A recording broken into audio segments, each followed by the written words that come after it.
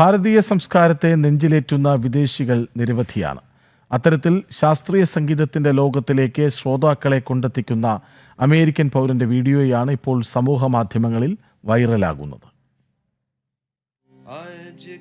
തുംരി ആജ് Khelo Shyam San ഹോരി എന്ന ഗാനമാണ് American പൗരനായ Eric ആലപിച്ചത്.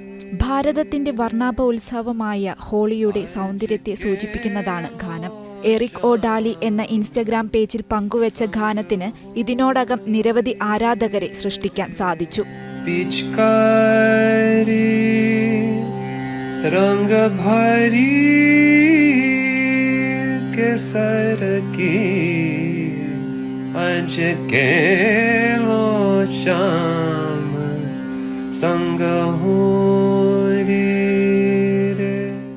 വർഷങ്ങൾക്ക് മുൻപാണ് താൻ തുംരി ഗാനം കേട്ടത്.